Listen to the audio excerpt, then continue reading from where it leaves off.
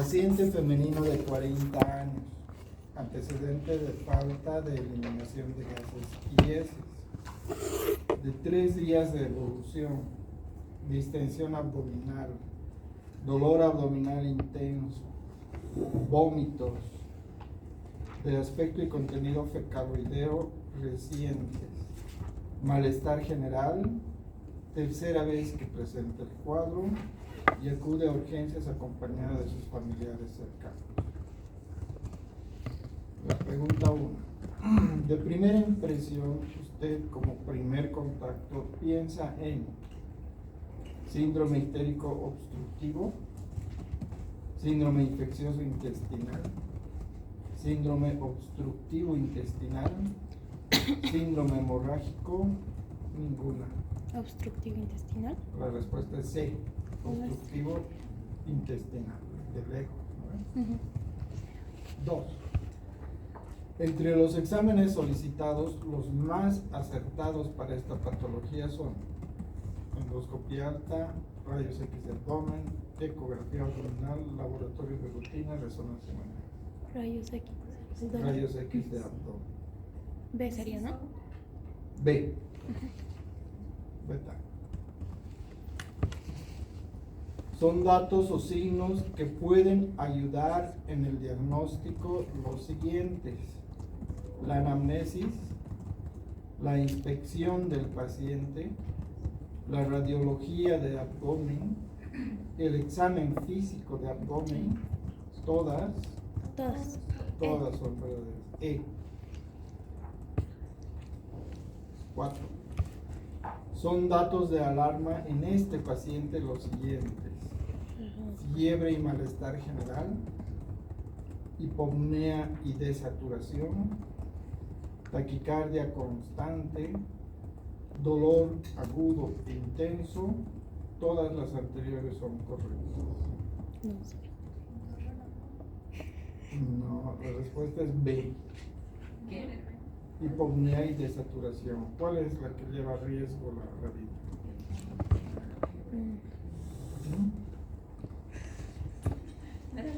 La desaturación.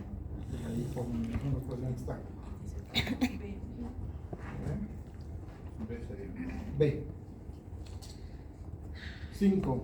La mejor manera de valorar, apoyar y ayudar a este paciente es interconsulta con el especialista, iniciar fluidoterapia endovenosa, apoyo con oxígeno por puntas nasales, realizar un tacto rectal. Ninguna es correcta. Interconsulta con el especialista. ¿Quién se hizo eso? A. Involucren siempre a los demás.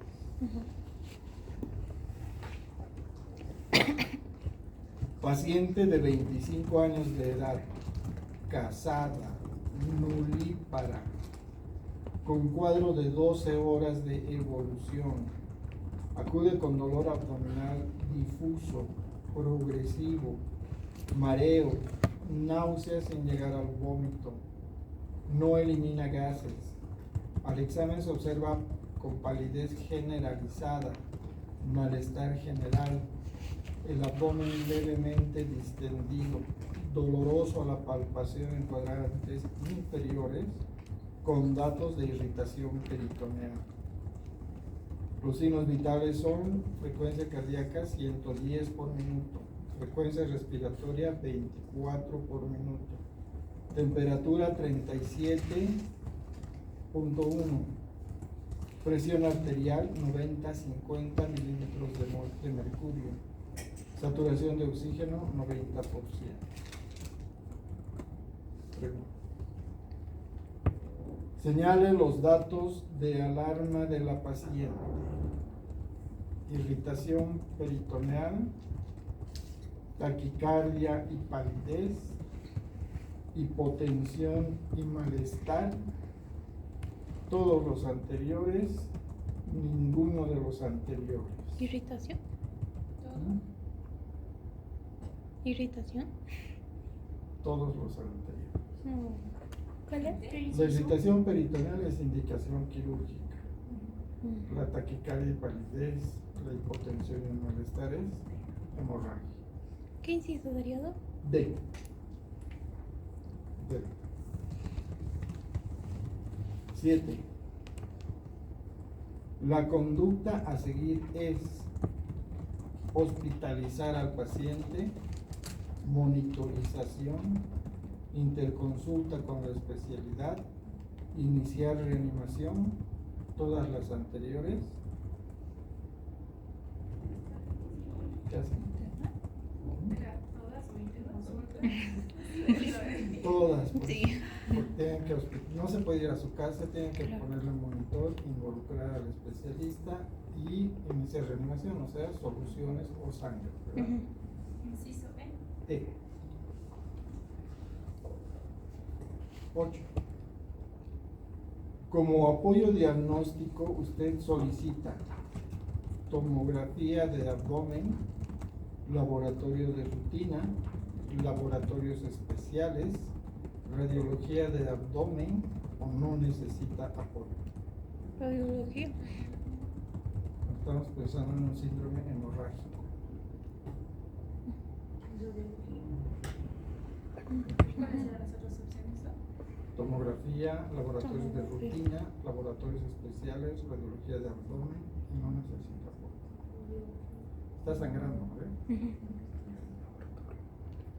Entonces, laboratorios especiales, C, fracción beta. Fracción beta urgente. 9. En caso de necesidad de cirugía, las indicaciones probables serían un síndrome ictérico, un síndrome hemorrágico, un síndrome infeccioso intestinal, un síndrome obstructivo intestinal, ninguna de las anteriores. B. B, síndrome hemorrágico. 10. Señale los exámenes laboratoriales que por lo general no son de rutina. Hemograma creatinina, toxicología fracción beta, examen general de orina, glicemia, electrolitos, todos son necesarios. Toxicología. Toxicología y fracción beta. B. Está fácil.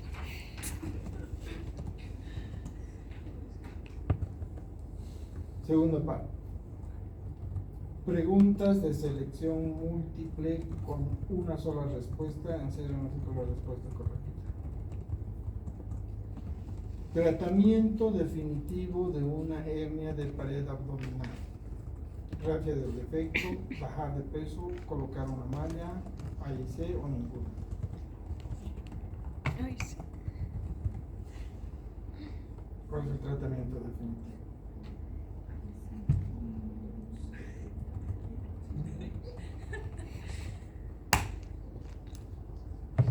¿Cómo? Ay, sí. Ahí sí. Grafia del defecto y malla, AIC. D. D. D. Delta.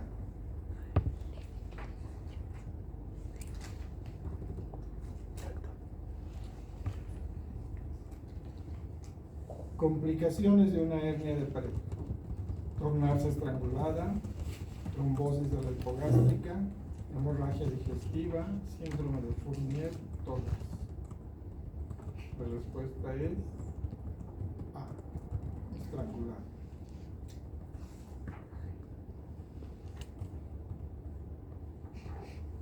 Trece. Una de las técnicas de plastía inguinal sin tensión son No. técnica de Bassini, plastía de Rutko, técnica de McVeigh, todos son verdaderos, ninguno es verdadero. Macbe. O sea, sin tensión es con Mac. La respuesta es B, B. Rutko, ¿B o D? beta. Porque Bassini y McVeigh son con tensión. La técnica quirúrgica más empleada para una hernia inguinal es una de las siguientes: la técnica de Whitehead, técnica de McVeigh, técnica de Lichtenstein, técnica de Bassini o todas. ¿Cuál es la más común? Lichtenstein.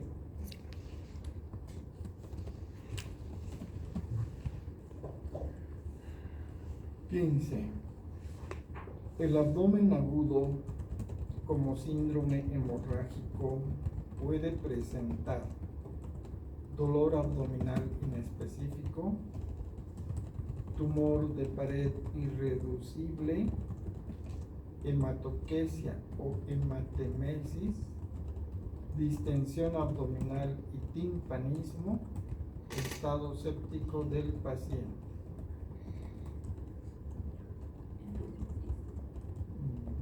Hematoquesia o hematemesis. ¿Cuál? ¿Qué inciso es eso? 15C.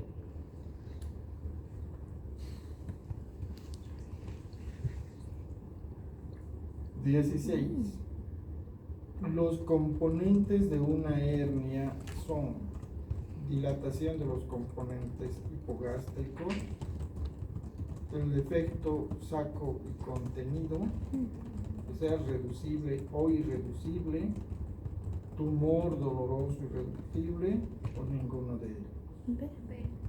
B. Defecto saco y contenido.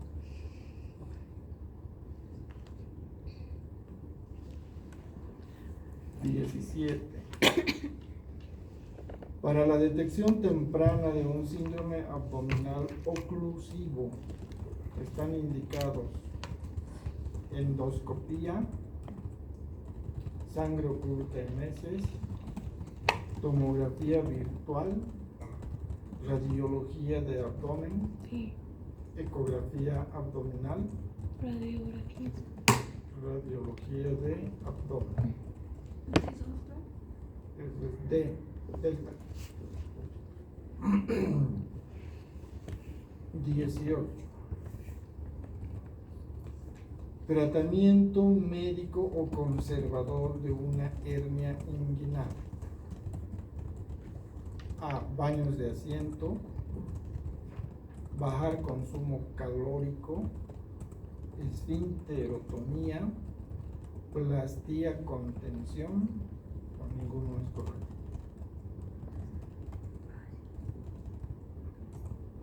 ¿Qué le hacen a una hernia?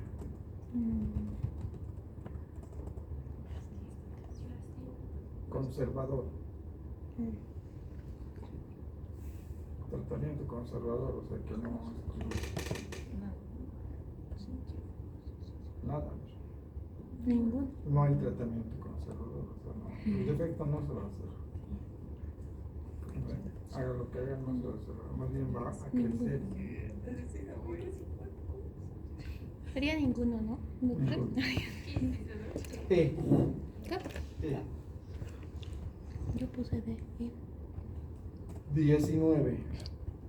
Son signos radiológicos en una oclusión intestinal baja.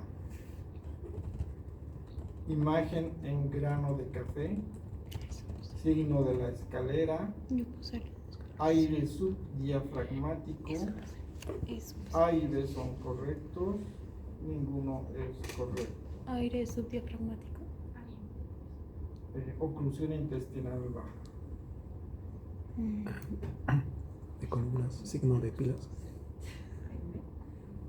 Hacemos todas las placas. Y lo de moneda. Grano de café. A.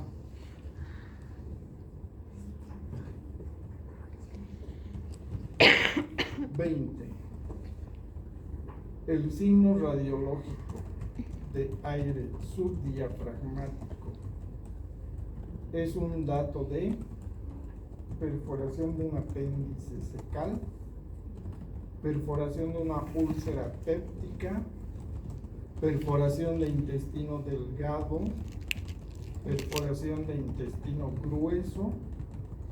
Todas son verdaderas. Todas. La respuesta es ¿Todas?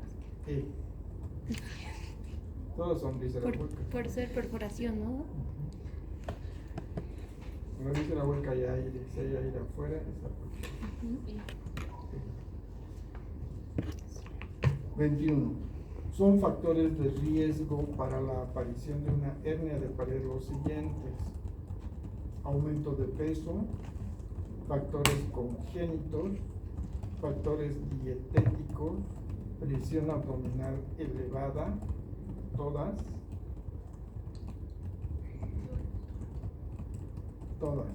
Aquí falta esfuerzo físico. Bueno, presión abdominal elevada. 22.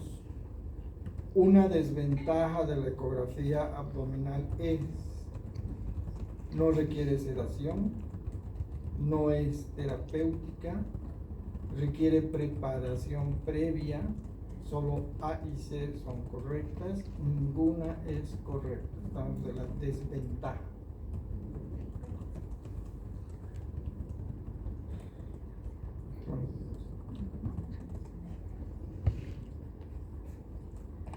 Que no requiere sedación es desventaja, no es desventaja, más bien una ventaja. Que requiere preparación previa es desventaja, no es otra ventaja. Que no es terapéutica es una desventaja. B. Aunque hoy en día estamos con el intervencionismo, ¿verdad? C sería, ¿no? B. B. 23. Hoy por hoy es el quinto signo vital. ¿Cuál es el quinto signo vital? No era regalo. Oximetría de pulso. Bueno, le puse. Ah, Le puse así. de lejos. Pero eso es por la Pero eso es como. El signo más fidedigno para definir un abdomen agudo probable quirúrgico es irritación peritoneal, dolor abdominal sin diarrea, Irritación peritoneal. antecedentes quirúrgicos previos, anorexia, hiporexia. Ninguna es correcta. A. A. Irritación peritoneal.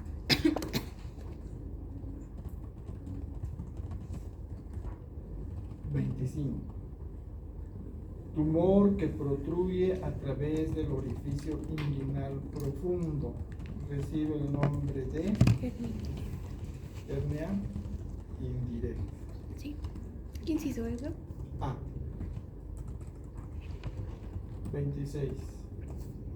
Tumor que protruye a través del triángulo de Hesselbach. Directo. Recibe el nombre de Hernia directa. hernia inguinal directa. ¿Qué se hizo? B. Beta. 27. Por el compromiso del estado general del paciente, signos inflamatorios en tumor inguinal a la exploración física, usted piensa en Hernia estrangulada. hernia inguinal estrangular. ¿Quién se hizo? B. 27B. 28. Se puede usar el siguiente método de apoyo diagnóstico por la rapidez y sensibilidad para una hernia de pared: tomografía de abdomen sin contraste, tomografía de abdomen con contraste endovenoso, ecografía abdominal y pélvica, ecografía de partes blandas y pared abdominal o gasometría. Partes blandas. D. Delta. 29. Ante una hernia estrangulada, señale las indicaciones quirúrgicas de emergencia.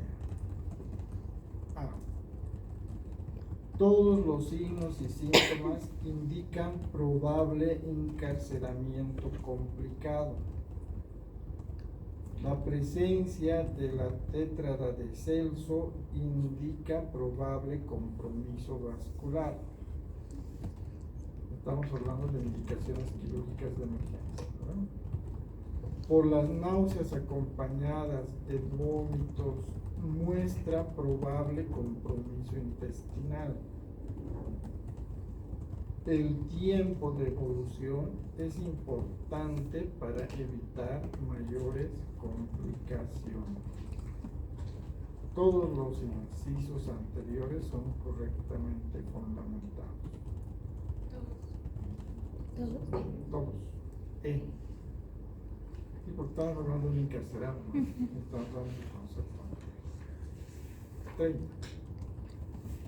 En el probable caso que no cuente con una ecografía, puede tomar la siguiente conducta: solicitar rayos X de abdomen en decúbito y bipedestación, solicitar interconsulta urgente con cirugía sin exámenes complementarios, hospitalización del paciente previa comunicación y consentimiento, tratar de relajar al paciente, colocarlo entre y nuevamente explorarlo. Todos los incisos anteriores son correctamente fundamentados. ¿Todos? Todos. ¿No? La respuesta está encaminada en qué vas a hacer con un paciente. Todo tiene que ver con un paciente. El orificio superficial o externo está formado por el siguiente Oblicuo mayor. músculo. ¿Cuál? Oblicuo mayor. Oblicuo mayor o externo. Ujú. D. Delta. 32. Un defecto herniario ubicado en el piso del conducto inguinal corresponde a Directo. directa. D. D. D. 33. Una de las siguientes técnicas no utiliza prótesis o malla en su reparación. Técnica laparoscópica TAP, técnica de Liechtenstein, técnica de McVeigh, técnica de Rutkow o técnica extraperitoneal. ¿Cuál no usa malla?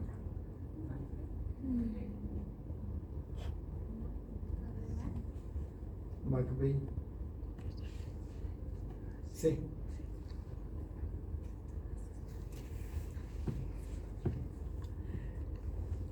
La técnica abierta de reparación de hernias tipo Liechtenstein consiste en tapón o cono, bueno, ¿cuál es la de Liechtenstein? Tapón o cono de malla en el orificio interno. Los elementos se fijan al ligamento de Cooper, cono de malla que ocluye todo el orificio interno, colocar la malla que cubra todo el piso del conducto, gracias de todos los elementos hacia el tendón conjunto. El cono que fluye. ¿Sí? Liechtenstein. D. Malla que cubra todo el piso, ¿no? Todo el resto. Eso es un agujerito para el cordón espermático. La técnica laparoscópica de hernia, donde se ingresa a la cavidad abdominal, se llama técnica totalmente extraperitoneal, técnica abdominal anterior cóndor, técnica transabdominal preperitoneal, técnica modificada de Rutkow. No existe abordaje desde el abdomen.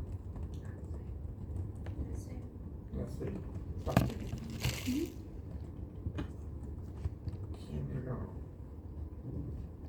La técnica laparoscópica de hernia sin ingresar a la cavidad abdominal se llama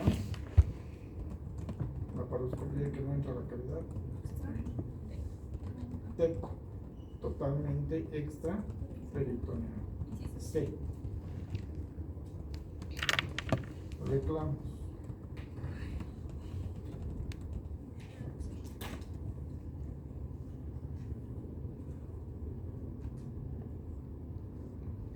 ¿Cómo es? Hablen ahora o callen para siempre. Una pregunta luego a los que hemos venido. ¿Qué? Regálenos unos puntos extras a los que hemos venido. Somos pocos. Pero ya los acabamos, 36. Ay, no, sí, mira, somos poquitos. Hagan una lista. Eh, ¿Yo se regaló la anterior? ¿También se regaló? dos preguntas. ¿O no se regaló? Ok, ya querían sacar. Cinco. Vamos a hacer rápidamente la introducción a lo que vamos a agregar, ¿no? 15 minutitos. Si no hacemos la introducción.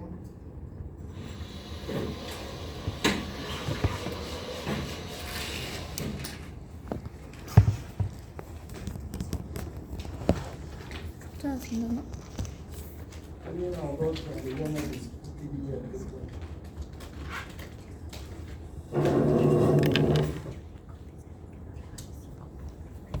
Hoy entramos a la parte del estómago, ¿ya? En estómago vamos a ver tres cosas importantes.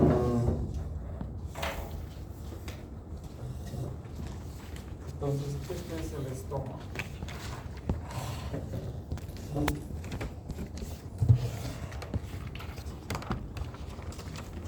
¿Verdad? Entonces, anatómicamente ustedes saben que el estómago tiene una fisura angularis. Vamos a ir de arriba hacia abajo y ya ven las manecillas del reloj. La fisura angularis, que se llama a esta. Uno le dice el ángulo de Kiss. La curvatura mayor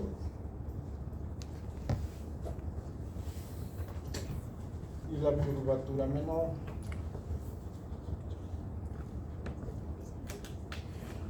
Eso es anatómicamente bien, pero nosotros por dentro tenemos que diferenciarla en tres partes. Una sería el antro, el cuerpo, perdón, el fondo, el cuerpo, el antro y el pilo. Esa topografía es importante. Además, que hay tres complejos: el hiato, el estómago propiamente dicho y el antropilo. Funcionan o tienen una fisiología cada una especial. Si al final es un todo, pero cuando estudiamos las patologías vemos que se diferencian y cada una puede formar su propia patología. Vamos a llevar a detalle la siguiente clase la anatomía. ¿No? Solamente estamos haciendo una introducción. ¿Qué interés en esto? Entonces, esta parte, el hiato, comprende el esfínter esofágico inferior. ¿Por qué inferior? Porque el superior está arriba, ¿no? De la cavidad oral, donde empieza el esófago. No es lo mismo hiato que esfínter esofágico inferior, son entidades diferentes, pero funcionan de la misma manera los dos, tienen un objetivo los dos.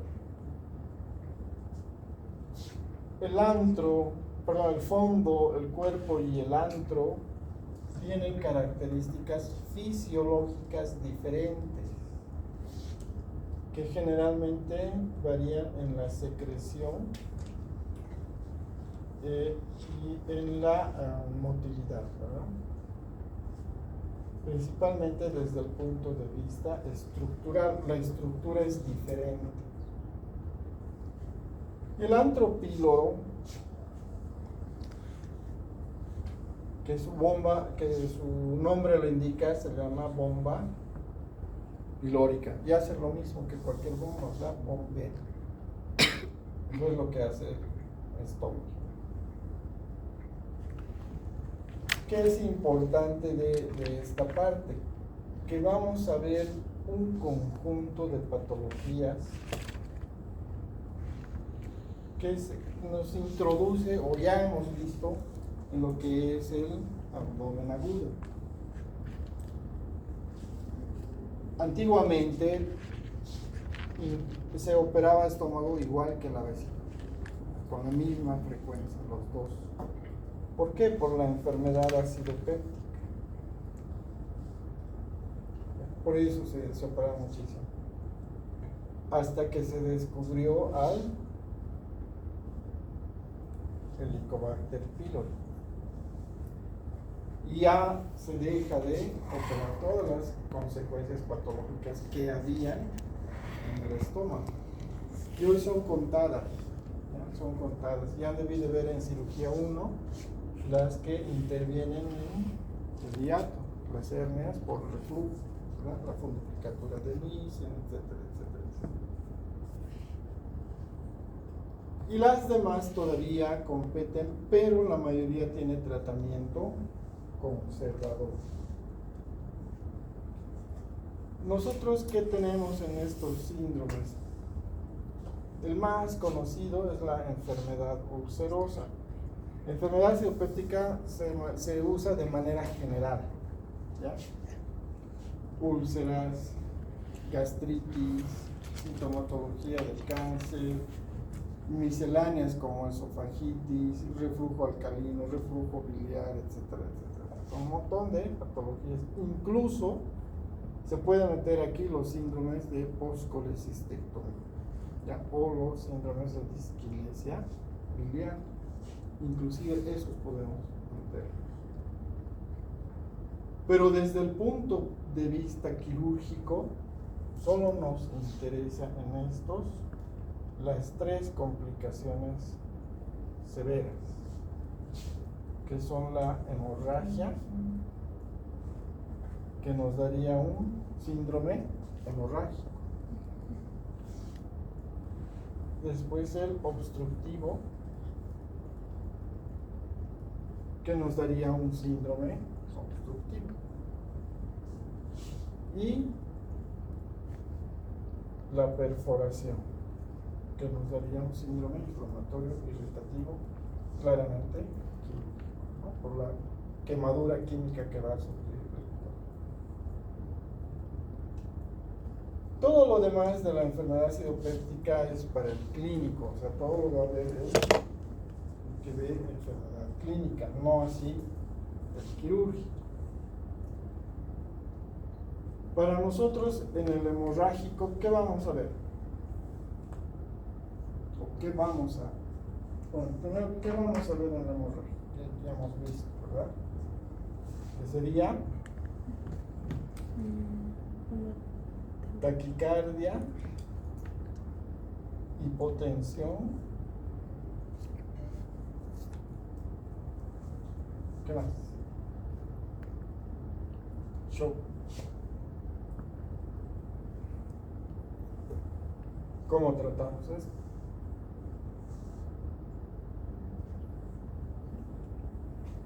Hemos visto en el abdomen agudo. Hemos visto el trauma. La diferencia de aquí es por la enfermedad ulcerosa, una úlcera que sangra. Entonces, ¿qué vemos? Coloides. ¿Qué haríamos en este paciente? Está taquicardia, está hipotenso, pálido, malestar general.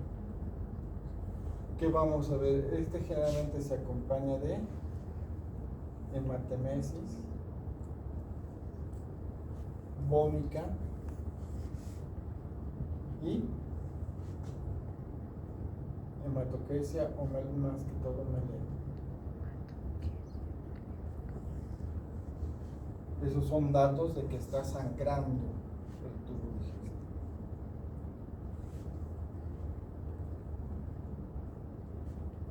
No necesitamos aquí más cosas. Cuando el paciente dice estoy vomitando sangre, pensamos en un síndrome hemorrágico por enfermedad ulcerosa. O si dice hecho de evacuaciones negras, pensamos en un síndrome hemorrágico por una enfermedad ulcerosa. Y si hemodinámicamente está comprometido, pensamos en una hemorragia severa. Entonces, ¿qué hacemos? Ya saben. Hospitalizar al paciente, interconsultar con el especialista. En este caso, ¿quién?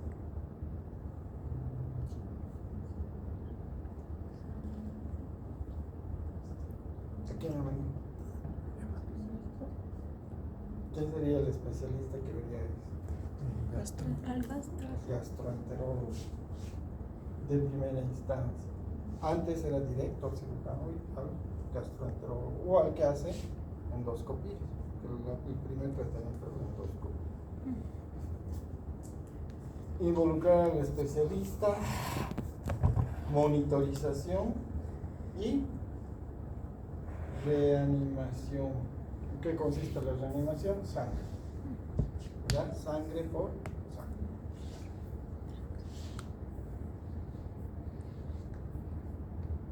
Si tienen tiempo de hacer laboratorios, ¿qué harían?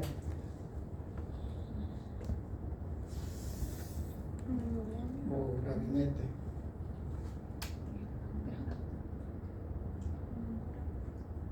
¿Qué le piden? Quieren ver el sangrado.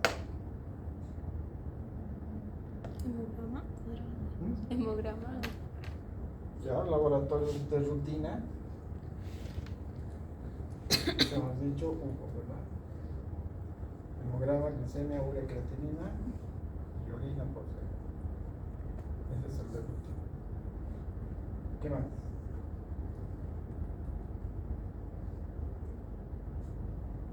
Un gabinete. Ecografía. Ya, aquí vamos a poner rayos X, ecografía. Pero algo que nos va a mostrar el sangrado, quieren ver que esté sangrando.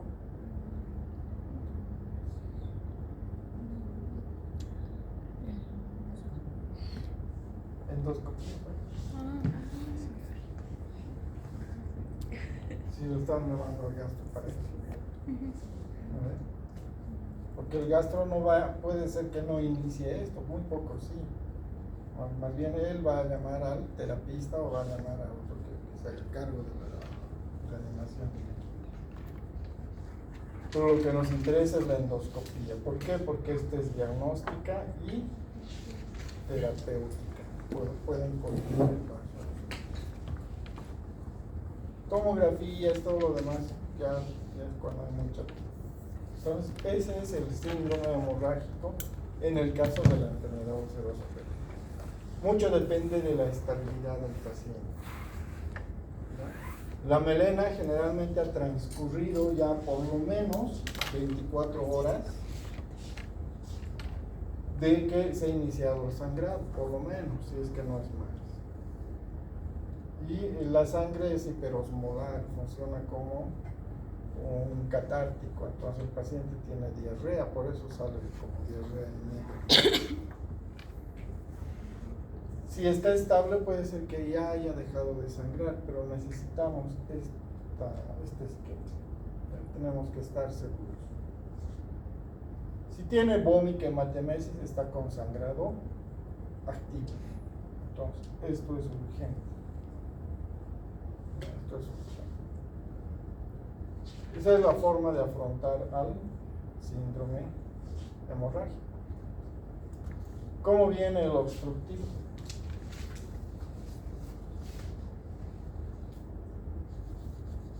Hemos dicho que no hay gases,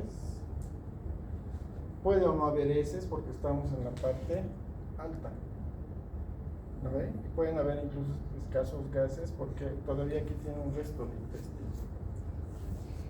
Pero como estamos muy arribita y hay una obstrucción aquí, ¿qué va a haber? Si está tapado ahí.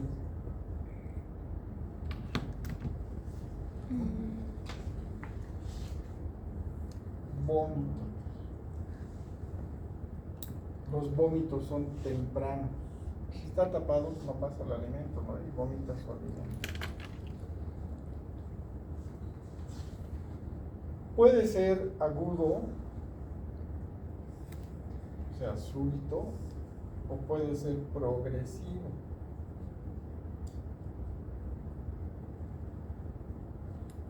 Entonces, progresivo generalmente nos damos cuenta porque al principio comía bien, después deja de comer sólidos, después empieza con líquidos.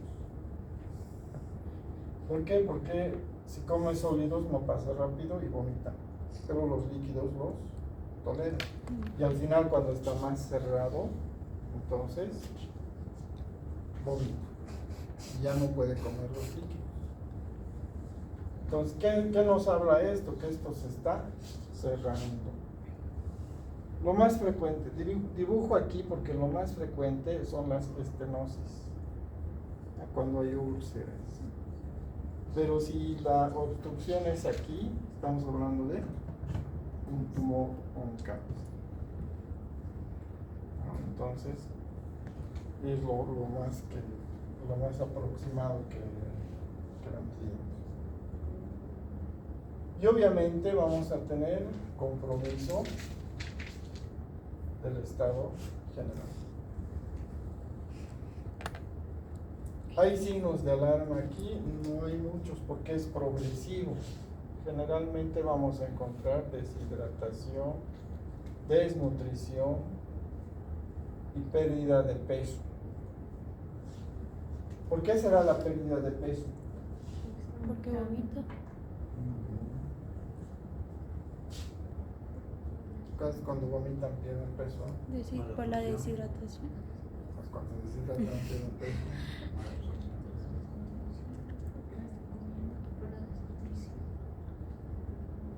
Son pérdidas de peso severas, ya, 8 kilos, 10 kilos fácil en menos de 2 semanas o un mes. Al principio están felices, pero después ya se asustan, porque es rápido. ¿Por qué pierde peso? Y estamos viendo el contexto, ¿no? Obviamente no general, sino estamos viendo una paciente con vómitos, poca tolerancia a los alimentos, gran pérdida de peso. Por cáncer, ¿no? Hay que pensar, todavía es frecuente el cáncer, o más bien está aumentando el cáncer gástrico. Entonces, este síndrome obstructivo, aunque no es una emergencia, sí necesita dar con el diagnóstico. ¿Qué van a hacer con este paciente? ¿A quién van a llamar? Oncología. ¿O qué van a hacer?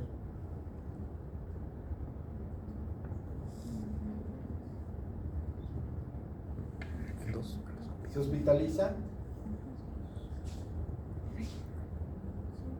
Tendría que estar muy mal para hospitalizarlo.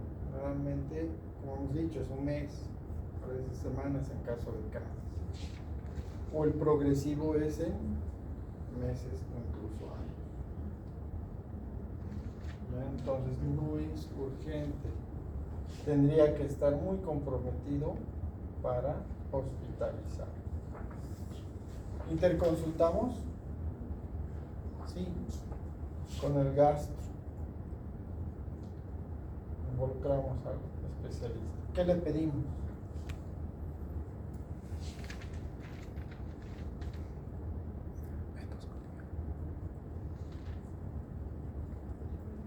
No necesita monitorizar de manera. ¿Qué le pide?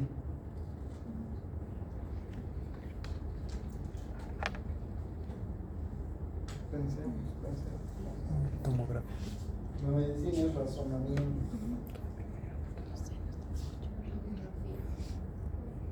Ya.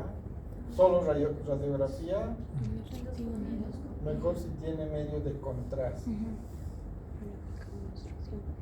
A ver, quiero dibujar y ver dónde pasa como un hilito el contraste.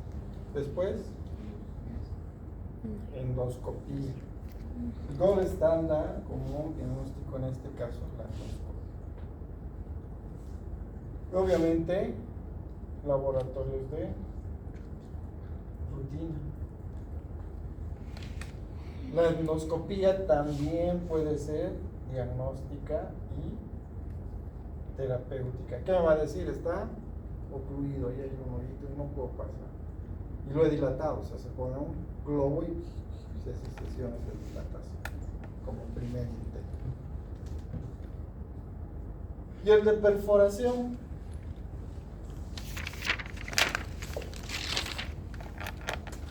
Obviamente va a tener respuesta inflamatoria, ¿verdad? Va a tener taquicardia, estará hipotenso. Sí. ¿Sí? ¿Por qué?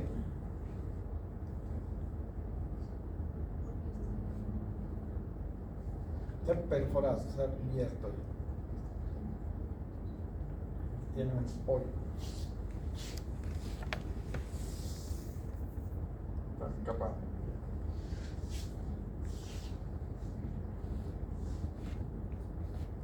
¿Es hipotenso o no es hipotenso? Si se perfora, ¿qué sale?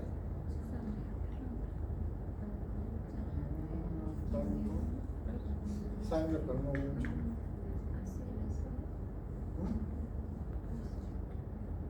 Ácido. El contenido de qué tiene el estómago. Ácido. Alimentos. ¿Verdad? Lo que haya comido. ¿El cuerpo tolera el ácido? No. Entonces hay una peritonitis química. Entonces, ¿qué tiene el paciente? Va a estar hipotenso siempre y cuando ya esté séptico. La respuesta inflamatoria es progresiva. Y para la hipotensión ya ha transcurrido un tiempo y un verdadero compromiso del estado. Entonces, aquí, respuesta inflamatoria en cualquier fase, que puede terminar en shock y hipotensión también, ¿verdad? Taquicardia y todo lo demás. Pero ¿qué va a tener? Irritación peritoneal, es decir, dolor. El dolor se le va a incrementar, se va a presentar con dolor abdominal. Puede ser que no esté distendido, puede ser que no esté sangrando, pero sí va a tener irritación peritoneal. Es difícil dar con el diagnóstico en estos pacientes, hay que tener mucha estar atentos a lo que les cuenta, a lo que les dice. De manera general tienen antecedentes o historia de enfermedad ulcerosa. ¿Ya? Entonces, ya le han hecho endoscopías, ya saben que tiene úlceras, etc. Cuando es primera vez es más difícil todavía interrogar. Generalmente es cuando un paciente hace una transgresión alimentaria, come y de repente siente alguna molestia y empieza después con el dolor. Entonces ahí también hay sospecha de perforación de vísceras. Es difícil dar con ese diagnóstico. Entonces, ¿qué hacemos con este paciente? Si está mal, obviamente lo hospitalizamos. ¿Cuáles son los datos para hospitalizar? El compromiso de los signos vitales. 1, 2 o más. Puede estar con fiebre, pero la fiebre puede ser por cualquier cosa. Pero si tiene fiebre con taquicardia, bueno, siempre va a haber taquicardia, shock, hipotensión o desaturación, está en problemas.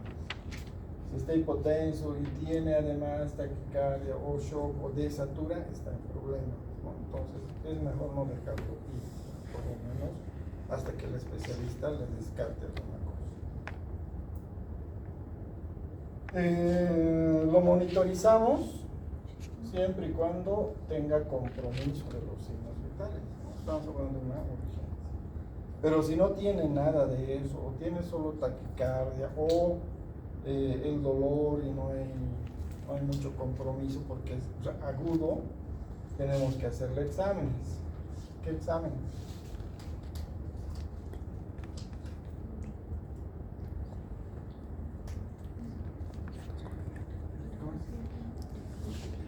Endoscopia. Para perforación, estamos hablando de perforación.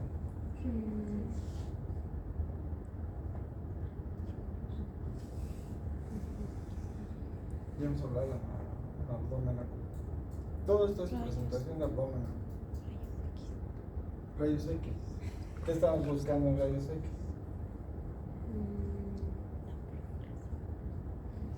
Aire libre. Ese tal, y muchas veces esto es lo que nos da el diagnóstico. Un examen sencillo nos puede dar el diagnóstico muy aproximado. ¿Ya? Encontramos aire, está el diagnóstico, está la patología, sabemos que vamos a hacer absolutamente todo, si hay aire. Y en el caso del estómago siempre hay harto aire. ¿Ya? Tal vez en una apendicitis no, incluso en el intestino delgado puede ser que no haya aire, no haya mucho aire libre, hay que ver bien la placa para ver el signo del triángulo, por ejemplo. Se ve aire y se busca un triangulito en el aire, eso ya es diferente. Pero en cambio aquí sí vamos a ver gran burbuja subdiafragmal. Entonces está hecho el diagnóstico. ¿La endoscopía nos servirá? ¿Qué haríamos con la endoscopía? Ya tenemos aquí todo. Ya sabemos qué hacer.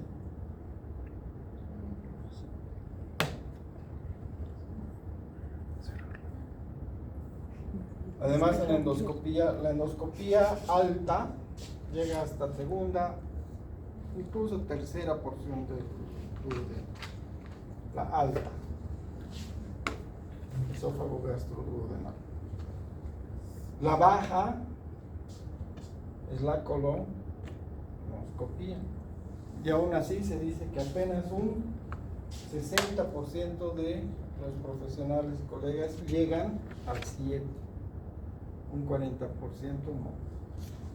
Perdón, 60% atraviesan el ciego. ¿Ya? Es decir, vemos la válvula ileocecal y el cilindro. Y un 40% no, eso es alto, ¿no? Casi de cada 3, apenas 2 van a llegar a la válvula ileocecal y el otro no. O de cada 100, 2 no. De cada 2 no, uno no. Pero ahí se acaba. Y el intestino delgado. Hay otra endoscopía que se llama el triple balón. Que ese es, bueno, es una endoscopía especial. Entonces, a lo que me voy es que no nos va a servir mucho la endoscopía en este caso. ¿Ya? Nos sirve la placa. Y si está perforado, pues es quirúrgico. Aunque hoy en día en paciente estable se describe Apolo, que es la sutura endoscópica. Ya hay sutura para hacerla por endoscopía. Bueno, yo creo que llegas aquí. Ojalá no. Otro terreno más que pierde cirugía, ¿no? Y que gana gasto. Esto es lo que vamos a ver en los capítulos. ¿Ya? Los 3 síndromes. Esto es lo más importante que se van a aprender. Obviamente vamos a desglosar ahora quién es melena, quién es hematemesis, quién es por úlcera péptica, por helicobacter, quién es por úlcera péptica, por cáncer, quién es por úlcera péptica alcalina, etcétera, etcétera.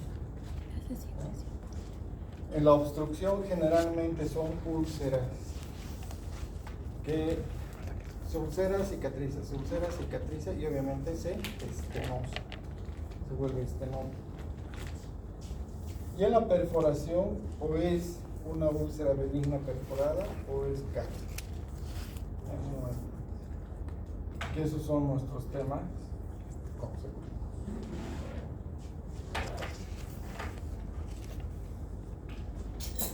Nada más, ¿preguntas? ¿Quién tiene la lista? Doctor, ¿las preguntas del examen todos valen igual? ¿Sí? Ah, ya. Obviamente vamos a Regla de 3 se va a hacer. promediando, ¿no? Regla de 3 va a ser, ¿verdad? Sí. En medicina nos hace falta reglas de tres. Qué malo es esto. Si no hay preguntas, nos podemos ir. ¿Ya? Que les vaya bien. No falta nadie. Aquí tenemos de más. No, con el volado. ¿Quién está de más?